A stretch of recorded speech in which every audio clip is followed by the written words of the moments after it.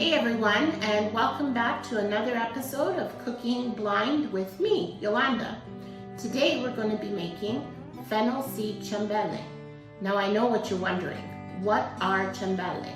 Well, it's a aromatic fennel seed based twisted bread, and it comes from my husband's grandmother's side, from the region or small town, if you will, of Sora, Italy. It is crunchy, warm, chewy, soft, so good. I remember always having this ciambelle bread when we would go visit my husband's grandmother. She would always have it on the table, warm, ready for us when we got there. And I remember it was just so tasty and aromatic. Unfortunately, I never got the recipe handed down to me by Nonna. But after tweaking with some ingredients and doing a few test runs, I do believe I have an award-winning recipe. So let's get our aprons on and let's go to the kitchen and let's make ciambelle together. Come on, let's go.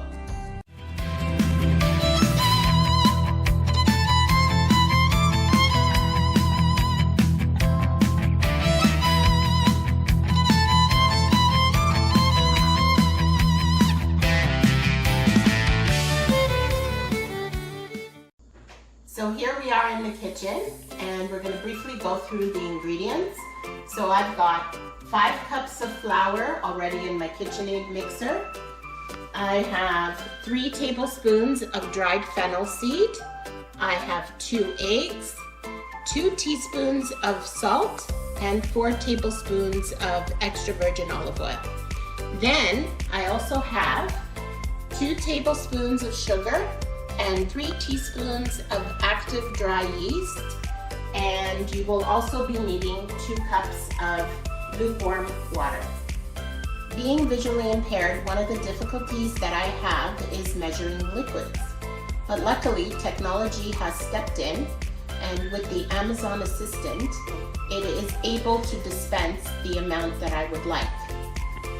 Alexa, ask Delta to dispense 2 cups of water.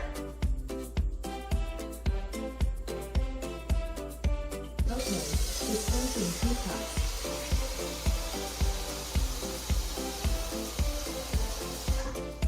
And there we have 2 cups of water. So what we're going to add to our 2 cups of water is our 3 teaspoons of yeast and our 2 tablespoons of sugar. Okay. And we're going to just gently stir this until it's fully dissolved. Once you're done, we're going to set it aside and we're going to put a timer on for 15 minutes. Alexa, set a timer for my yeast for 15 minutes. 15 minutes. Yeast timer, 15 minutes, starting now. So what we're going to do now is we're going to pour the yeast mixture into the flour slowly.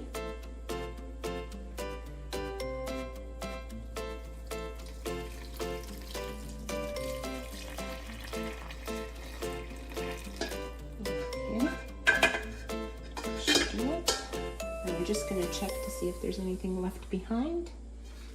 To the flour and the yeast mixture, we're going to add the oil.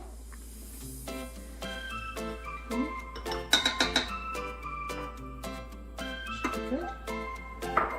We're going to add our salt. Oops. Our eggs.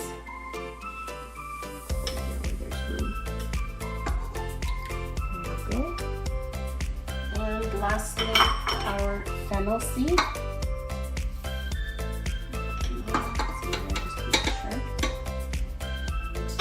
That's pretty much it. Now we're going to mix it up with our dough hook until we get a nice firm dough. Okay, after about 10 minutes of mixing, you should have a soft, pliable dough, as you can see. What we're going to do now is we're going to take this dough and we're going to scrape it out of the bowl onto a floured surface.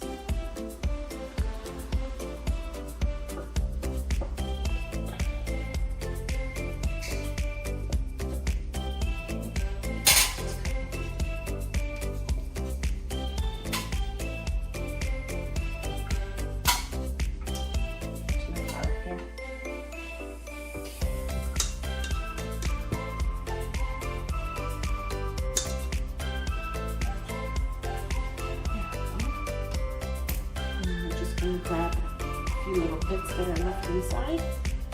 Okay, so here we are. This is the dough, and I just want to give it a quick knead with my hands. Put a little bit of flour, sprinkle, so it's not sticky.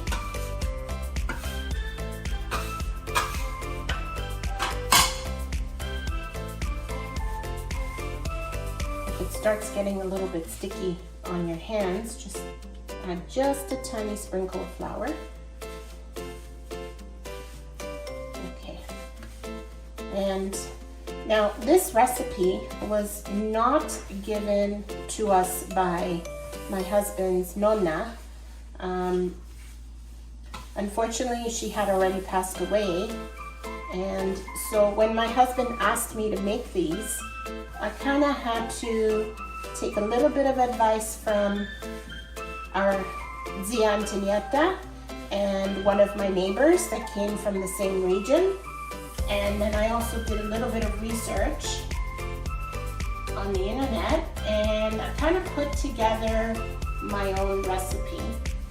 So this is not the original recipe, it is my own recipe, but I know that I've gotten quite close to the original because my husband said that when it comes out of the oven, it smells just like nonna. And my brother-in-law said when I brought it to a family function and he tasted it, he said that it tastes just like nonna's. So I must have gotten really close and gotten it correct. So we're good here. See how it's all coming together? Now, another little gadget that I have, because I'm visually impaired, is my scale. I'm ready. It's a talking scale, as you can hear. And so I'm gonna weigh my dough. Now you don't have to do this, but I like to do this. 1,577 grams. Okay, about 1,600 grams. Now the only reason I do this is because I like to make my ciambelle uniform. So out of this, I will probably get about 8 ciambelle. So what I'll do is I'm going to divide them into little balls of equal amounts of dough. Okay, so this is good the way it is. Now I've made it into some sort of block, and what we're going to do is we're going to cut all portions. 151 grams. Okay, I'm looking for about 200 grams each, give and take. 223 grams. That's a bit much. 151 grams. Oops. Let's try that again. 203 grams. Okay, that's pretty close. So we've got one there. And we'll do another one.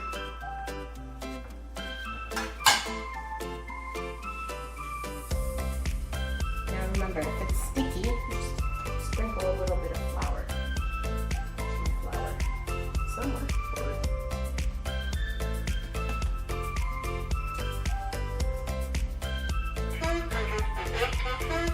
Okay, we're way off with that one. Chunk there. 245 grams. Still off. We'll get it right eventually. So I've got all my little portions done, as you can see. Now, we're going to take one Now this you can do by eye. We're just going to split it down the middle. Okay. And we're going to make ropes. And it takes a little bit of patience. So what you want to do is just gently stretch it like a rope. Not too thin, but not too thick either. Something like that. Okay. Same thing with the other piece.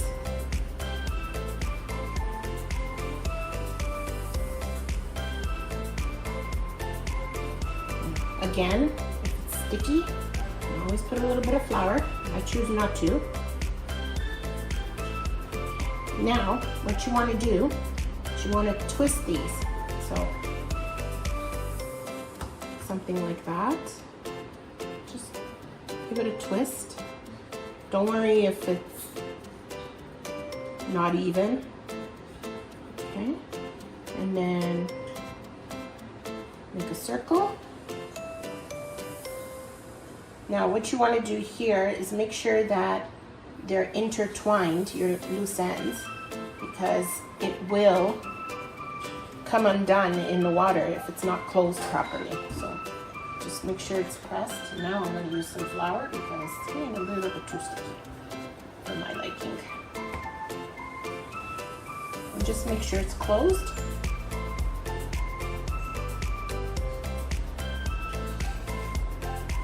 So that's the first one. I'll do another one just to give you an idea.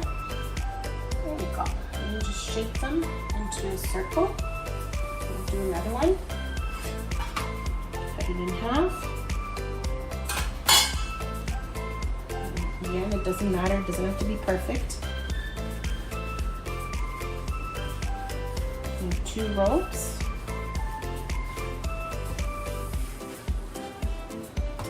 Now, this might not be the correct way of doing it. Like I said, I came up with this, so maybe in the olden days when Nonna used to make it, might have been a little bit of a different, but from what I can remember, that's what they look like. So if I'm wrong, I apologize to the viewers out there. Or maybe I'll get a call from one of our aunts going, "You did it all wrong." But it's okay. It tastes good. It had the right texture. It was crunchy, so I was happy. So again, take your loose ends and just try to intertwine them so that you're closing your little donut, so to say. And tuck it underneath and press it into place. Now, if it comes loose in the water, not to worry. You can always fix it. It's only bread. It's not the end of the world. So there you have it. Now keep doing this until you've done all of them. And then we'll move on to the next step. And I'm going to now call in my assistant of 23 years. I call him my kind of Sioux home cook, my husband, who's going to assist me with the boiling because, as I already mentioned, some things I cannot do due to the danger factor. So I'm going to get him to help me boil the ciambelle. So what my husband is doing right now is he's dumping the ciambelle into the boiling water. And what we're going to do is we're going to boil them for about 2 to 3 minutes on each side until they puff up. And you'll see the difference between the raw dough and the dough that's been boiled. So as you can see, one side is done. He's going to turn it over now, and we're going to wait for the other side to puff up. Now, most likely they will float in the water, and that's perfectly fine. So once the other side is done, you can take it out, drain it, and you can put it back onto your parchment lined baking sheet. We're going to do one more. Are you putting it in? Yes. Okay. So one thing I want to tell you guys is please do not overcrowd your pot. You want to do this one at a time because they will stick together and you will get a clump of a mess.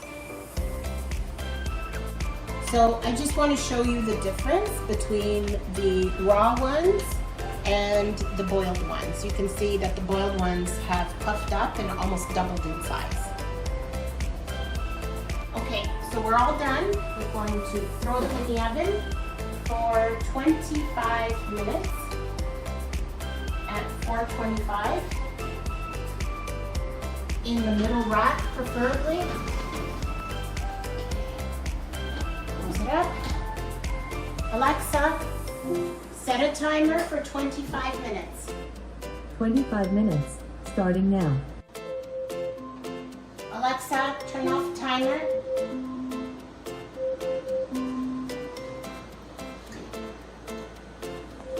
Okay, our timer is up, so let's check on them. Okay.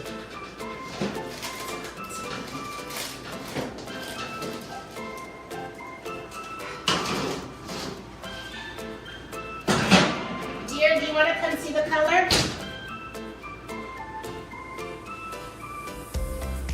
Is it good? Yeah, that looks good. Or does it need a little bit more time? You can put it a couple more minutes. A couple more minutes? Okay. So we're going to put them back in for a couple minutes. Apparently the color's not right. Take the other one. It's his Nana's recipe, so I'm not going to argue with him. Take the other one. Hello. Here you go. Is that one done? Yes. Okay. Those are up. 2 minutes, roughly.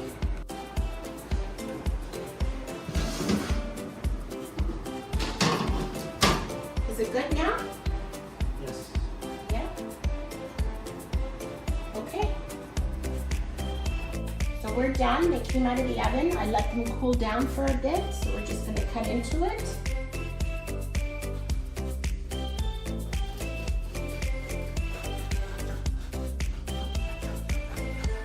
Okay, and I just want to show you the inside. It's nice and airy and soft. You can see the dough. And we're going to try a piece.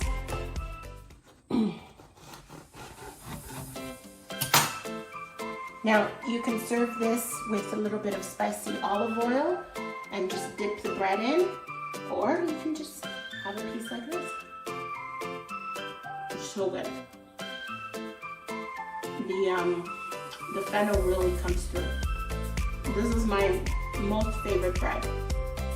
So, I hope you guys will make this, and I hope you enjoy it.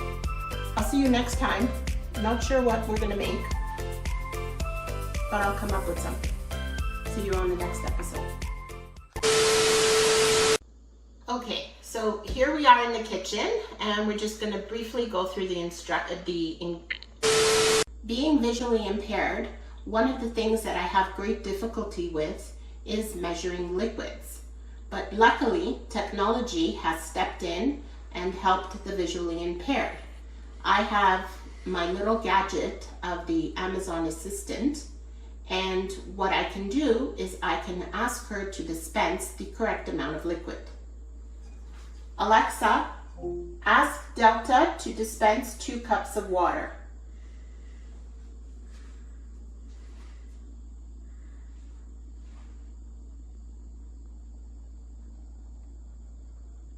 And it's not working.